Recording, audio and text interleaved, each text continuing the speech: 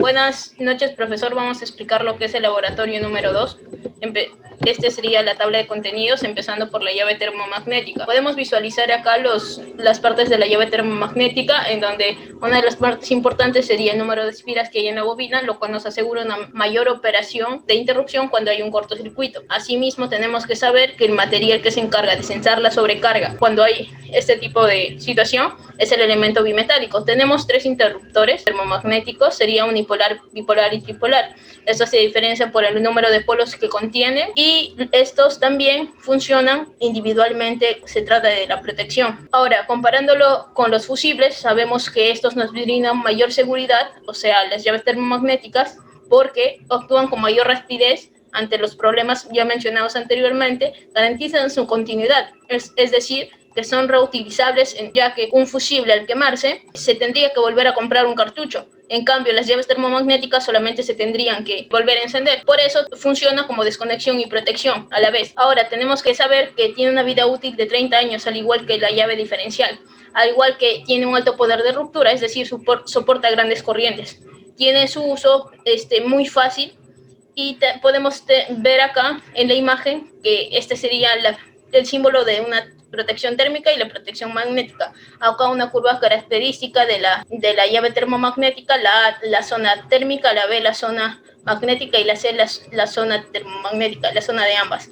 Tenemos que tener en cuenta también las curvas B, C, D, son reglamentarias de la norma IEC 6898, en las cuales tenemos que saber para poder saber qué tipo de llaves comprar. Estos se van a diferenciar mayormente en su zona magnética, ya que tienen para diferentes usos. La curva B, que sería para termas, circuitos de electrodomésticos; la curva C sería para lo que son las zonas residenciales, y la D mayormente transformadores, unos circuitos mixtos, circuitos de más potencia. Ahora tenemos la llave diferencial, en donde podemos ver sus partes acá, y tenemos que tener en cuenta que se sabe ya por clase que tiene una protección de riesgo de electrocución. Esto podemos visualizar acá cuáles son los símbolos que significa cada número que nos aparece en una llave termomagnética, para saber cómo comprar o cómo diferenciarla, al igual que la tabla de acá, este gráfico de acá, en donde nos vamos a poder ver que tenemos la zona D, A, B y C. En la zona A tenemos, en esta zona nos presenta un peligro aceptable, es decir, hay una mínima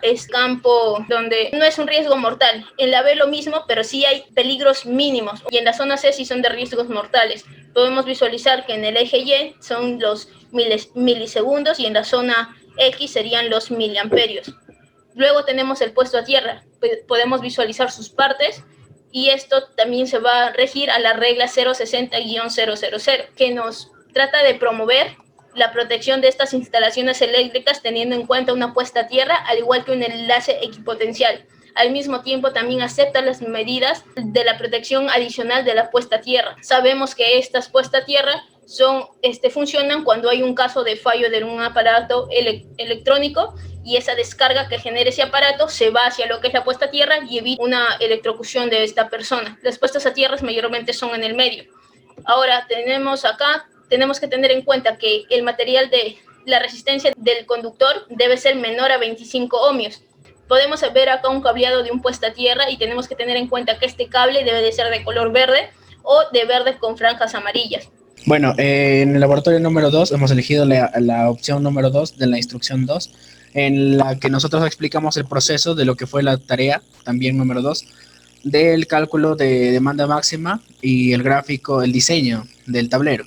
Bueno, nosotros aquí lo que podemos ver son los subcircuitos reales de la vivienda, en este caso es mi vivienda, en el que tenemos varios dispositivos. Los tres subcircuitos principales son el de enchufes y termas, el de las luminarias y el de enchufes de la sala. Como se puede ver, los subcircuitos reales de esta vivienda pues no son las adecuadas según la normativa, porque tenemos a las termas con la mayoría de los enchufes, mientras que los pocos enchufes que hay de la sala están en otra llave termomagnética. Y además no hay ni llave diferencial, ni puesto a tierra, ni tampoco hay una llave general. Estos son los subcircuitos corregidos. Lo que hemos hecho es hacer un cambio, ¿no? En un subcircuito debería ir todos los enchufes, en otro subcircuito todas las luminarias, y en otro subcircuito todas las dos termas. Como podemos ver en estos subcircuitos, Esta sí sigue la normativa básica del Código Nacional del Perú. Aquí hemos hecho el cálculo de demanda máxima con esas potencias. Del circuito general, en general hemos hallado que tenía una corriente máxima de 67 amperios, pero con un factor de 1.25 alcanzó 84.7 o 0.8. Entonces, una corriente nominal de interruptor termomagnético sería 100 amperios. Lo mismo pasaba con el de los enchufes, que el adecuado elegimos 25, luminarias 20 y de las termas 80.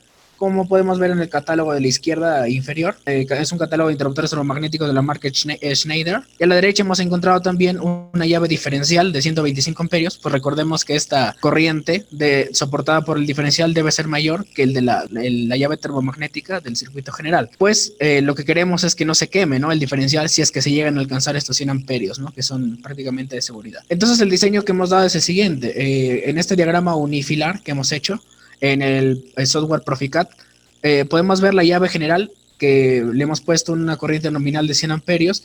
Estas tres rayas que pasan por los cables indican los tres tipos de cables que pasan. Uno es la fase, el neutro y otro es tierra. De la general de 100 amperios pasa la llave diferencial, que, bueno, son 30 miliamperios de corriente nominal, bueno, que es la diferencia de fuga, ¿no? Y 125 amperios, que debe ser mayor al general. Recordemos que no queremos que se queme por si pasasen 100 amperios, ¿no?, por el general. Y luego se divide en tres subcircuitos, que son el de los tomacorrientes o enchufes, como los llamamos. En los tomacorrientes hemos elegido, como vimos en el cálculo de demanda máxima, de los 25 amperios, el de los nominales de 20 amperios y el de las termas de 80 amperios. Muchas gracias.